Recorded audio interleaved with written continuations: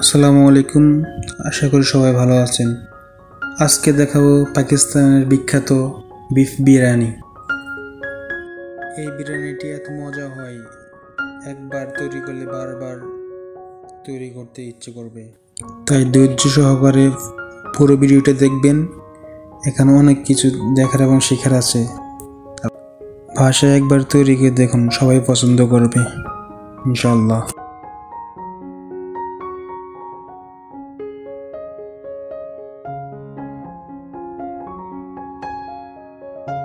চলেন এবার মূল ভিডিওতে যাওয়া যাক। এখানে নিয়েছি 15 থেকে 20টি কাঠবাদাম, 20 থেকে 30টি কাজু বাদাম। এগুলো ভালো করে পেস্ট করে নিতে হবে। নিয়েছি দেড় মাংস, এগুলি ভালো করে দিয়ে পরিষ্কার করে মাংস গায়ে থেকে পানি জড়িয়ে নেবেন। আজকে আমরা মাংস রাইস কুকারে রান্না করব। রাইস কুকারের মাংসগুলো দিয়ে দিব, একের পর এক মশলাগুলো দিব। এখানে 2 চা চামচ আদা বাটা, 1.5 টেবিল চামচ রসুন বাটা, আগে থেকে পেস্ট করা বাদাম পেস্ট দিয়ে দিব। তার সাথে দিব 3 চা চামচ টক দই, বেশি দেওয়া যাবে না।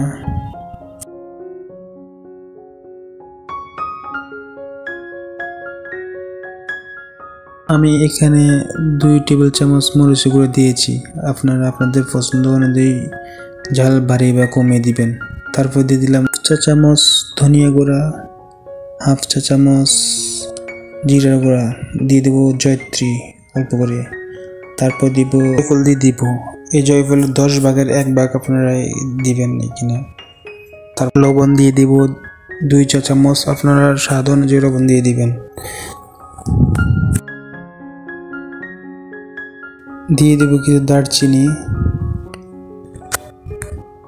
তারপর দিব 10-15 পিস কালো গোলমরিচ, দিয়ে দিব তেজপাতা, দিয়ে দিব 4-5টা এলাচ, 5-6 পিস লবঙ্গ দিয়ে দিব। এবার দিয়ে দেবো পাকিস্তানি সেই মশলা, করাচি বিফ বিরিয়ানি মশলা দিয়ে দিব। এখানে পুরো প্যাকেটটা আমি দিয়ে দিব।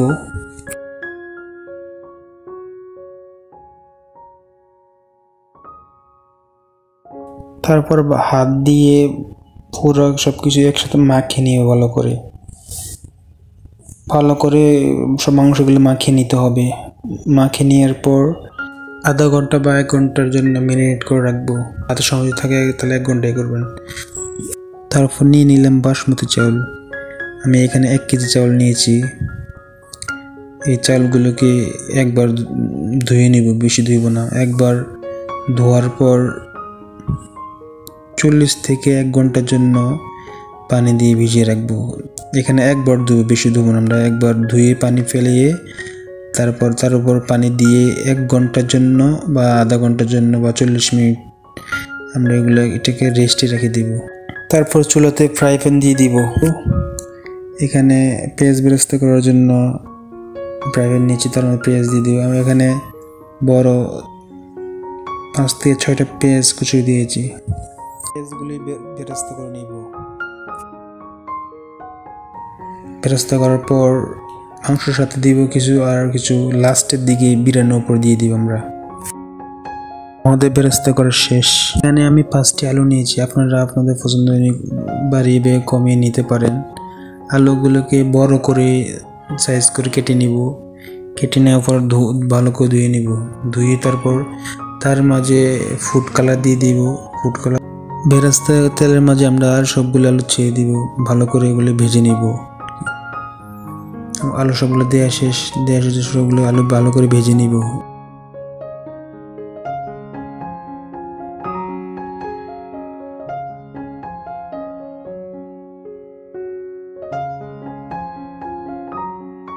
আলুগুলিকে আমরা এখন উল্টিয়ে দিব। উল্টিয়ে ভালো করে ভেজে নিব।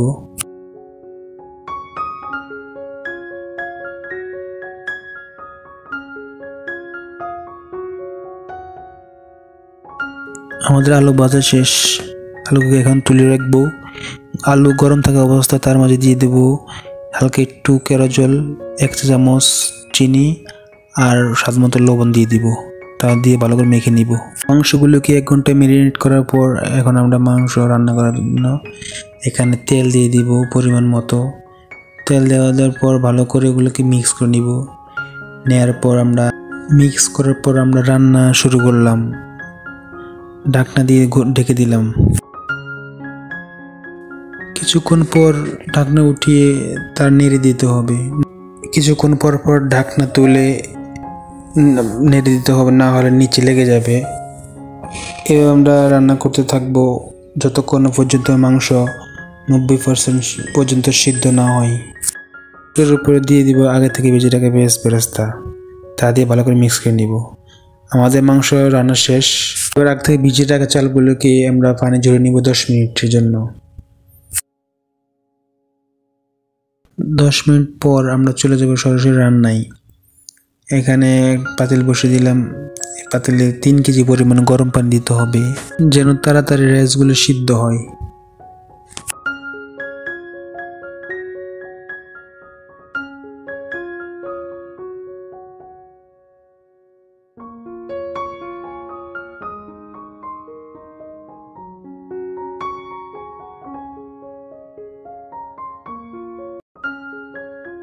পানি দেওয়ার পর তার ঢাকনা দিয়ে ঢেকে দিব। তারপর কিছুক্ষণ পর দিয়ে দিব স্টার এলাচ, এটা বেশি দেওয়া যাবে না। দিয়ে দিব 5 পিস এলাচ, তার সাথে দিয়ে দেব শাহি জিরা। এখানে লবণ একটু বেশি লাগবে। আপনার রাইস যতটুকু লবণ নিয়ে বাকি লবণ পানির সাথে চলে যাবে। লবণ সব কিছু একসাথে ভালো করে মিক্স করে দিতে হবে, দিয়ে ঢাকনা দিয়ে ঢেকে দিতে হবে। বলক আসা পর্যন্ত অপেক্ষা করতে হবে।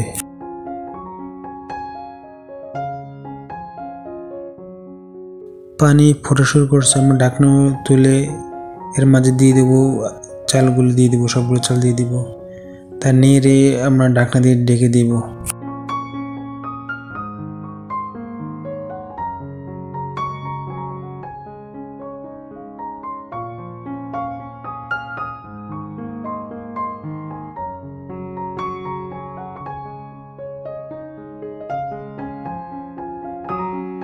গুলোকে 80% সিদ্ধ করে নেওয়া লাগবে।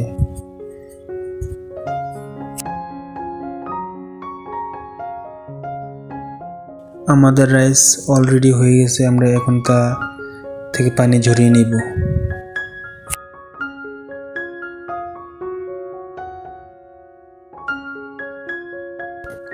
চালগুলো তুলে রাখার পর যত দ্রুত সম্ভব প্যানে আপনারা দিয়ে দিবেন মাংসের সাথে দিয়ে দিবেন 8-10টা কাঁচামরিচ, তার সাথে দিয়ে দিবেন আগে থেকে ভেজে রাখা আলু। দেওয়ার পর আলুর উপর রাইসগুলো দিয়ে দিবেন। তারপর দিয়ে দিবেন উপরে কাঁচামরিচ 10টি, দিয়ে দিবেন পেঁয়াজ বেরেস্তা। আমরা এখানে ফুড কালার ইউজ করব। ফুড কালারের সাথে দিয়ে দেব 1 চামচ গুঁড়া দুধ। এগুলো ভালো মিক্স করে নিব।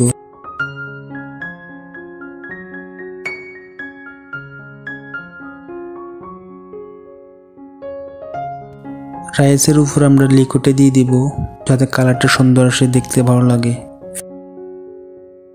দিয়ে দেব একটু ঘি।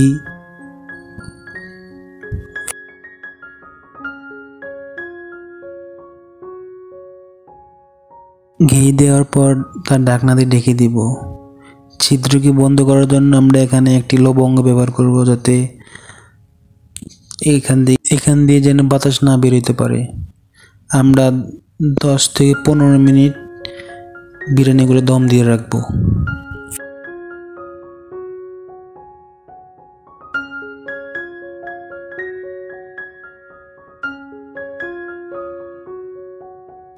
চলে আসলাম 10 মিনিট পর। আমাদের রান্না অলরেডি শেষ।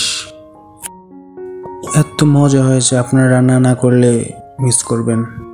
আশা করি এইভাবে রান্না করলে ভাষা সবাই পছন্দ করবে। আর কি ভিডিও চান কমেন্ট করে জানাবেন। আর ভিডিওটি ভালো লাগলে সাবস্ক্রাইব করে দিবেন, লাইক কমেন্ট করবেন। ইনশাল্লাহ আরও ভালো ভালো ভিডিও আসবে। আপনাদের ভালোবাসায় আমরা অনুপ্রাণিত হই। ইনশাল্লাহ দেখা হচ্ছে নেক্সট ভিডিওতে।